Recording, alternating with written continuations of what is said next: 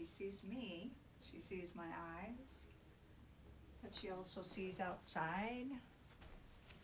She sees things above me. She sees the birds. She loved to watch the birds. And then she sees all of these other things. So look at what I see here. I get to see Moses representing the Jewish religion. And right below that, she's got a shofar. Very, very Jewish. I see black children that are little babies, reminding us to think and pray for other people, other countries, a heart. And let's go. And then we see Jesus. That's a centerpiece right above the mantle where she kept her focus. It's a silk painting that Jerry brought her when she was 17 years old, sent her over from Japan. And then I see a Muslim man reading the Quran. These three pictures together are balanced that are above. And then I see Betty and Jerry. Oh, she gets reminded of that. And all of the other treasures, international heart treasures, love treasures from so many people. And now we're going to look around and I'm going to go sit in Bettie's seat. If I sit in Bettie's seat, what do I see? Well, I get a look and I get to see, if I'm looking at that person over there, I see them and their eyes, but I also see cling to what is good. So I think about, am I clinging to what is good as I'm looking at this person and believing in them? Am I seeing the good in them and I'm pulling it out? And then if there's somebody sitting over here on the couch, I see love. I see a painting of Jesus that Laura, my mother, painted. That would be Betty's mom. Laura painted. I see Shiloh, where Shiloh was a big impact to her life, right there. Many things. And the paintings and the pictures are all low. So that when I'm looking at a person, I see not only them, but I see the picture. I have a focus on a bigger picture besides them. A picture of love, a picture of Jesus, a picture of their heart. That's what I get to see. We are right here in Betty's office, and this is where I'd usually sit to get my counseling appointment or just to be heard. We'd talk through things. If I had my mate with me or a child, another person, they'd sit right here. But we'd sit here, Betty would be sitting there, and I remember how she'd look at me. I remember what she said. She believed in me. She gave me hope. She talked to me about what I dreamed about. She brought out the best in me. That's what I remember. And then I come over here and I think, wow, well, what else was going on? This is Betty's original counseling chair. And I'm going to sit in it for a minute. It's an old kitchen chair. She sat in this chair for the first 10 years of the ministry, from 1979 on, 1978 on. And she'd listen to people for 10 hours a day, sitting in this chair. She had an old table, kitchen table, and that's what she used to counsel in. Later on, she got another chair. This was her chair she'd sit and counsel in. And if you've been here, you sat in this chair. She'd lean back. She'd look at you in the eyes. What did she see? She didn't see just you. She saw never tired of doing good.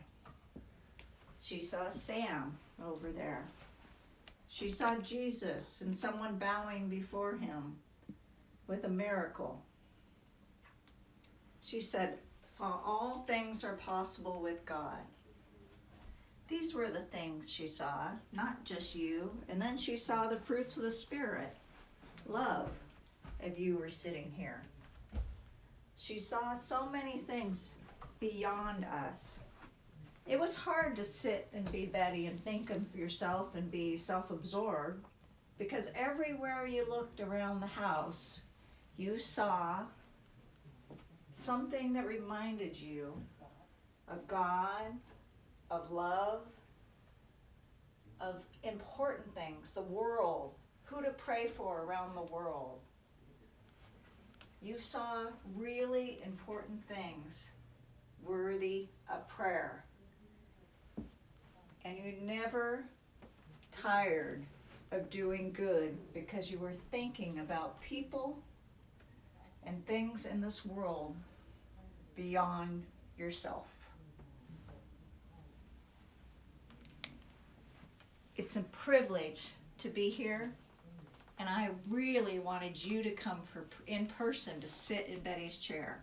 This isn't about me sitting here. This is about all of us sitting in Betty's chair and looking at the world while we believe in people. I want that for you so that we act more like Jesus.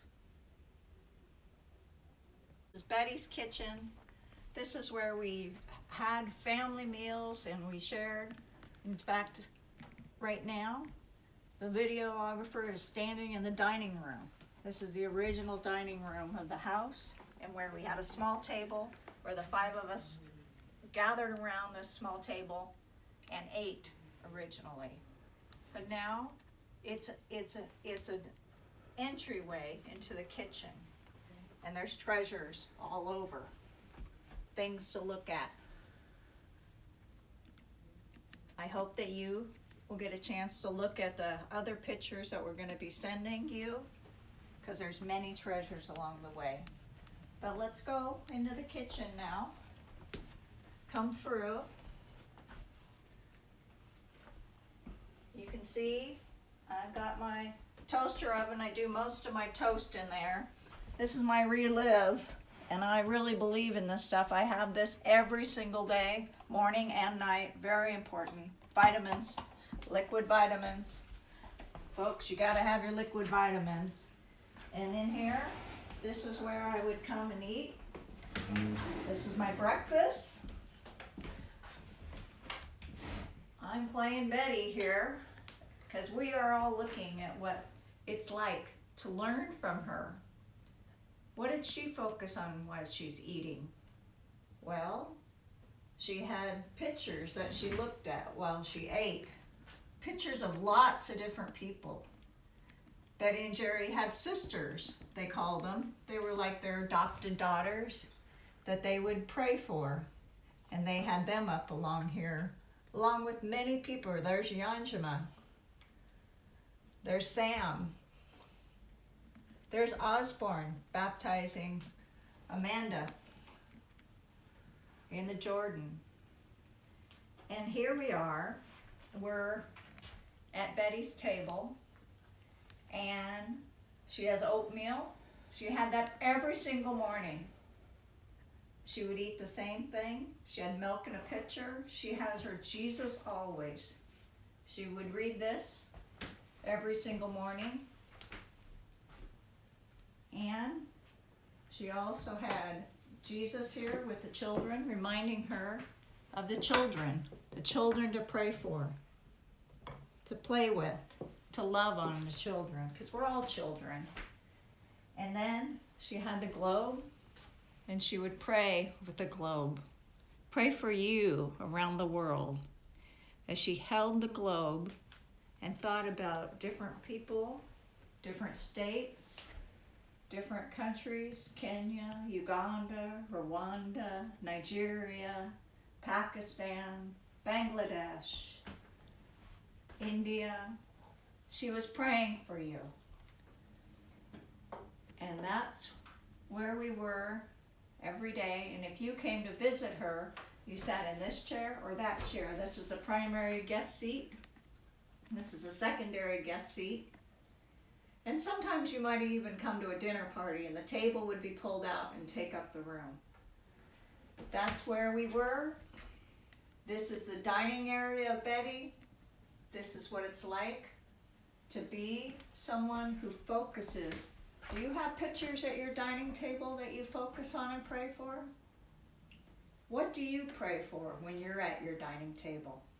And what do you look at? Okay, Tom?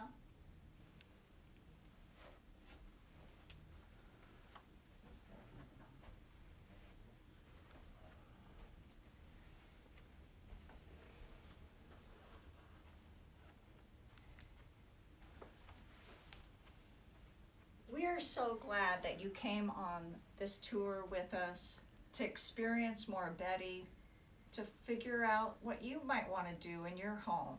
We're learning while we're doing this. Yes. This is my sister Laura. I'm Hi. Jenny. Hi. Hi. We're together, and we want you to know that we're learning as we look at the eye level that she had pictures at. They're very low compared to normally how high you'd put a picture in your home.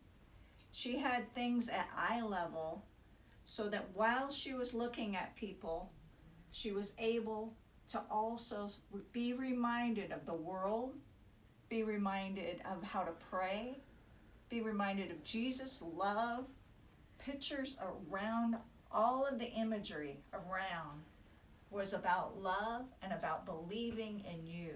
So when she saw your eyes, she focused on you. You thought you were the only person in the world when she looked at you. Yes. And you were the only person in the world. But she also saw the bigger world and she prayed. And that's what we'd like you to do. And we want to give you the assignment to go home and go look at your home and how your home could be a living example of how to believe in people and love people like Jesus. Through it all. Thank you.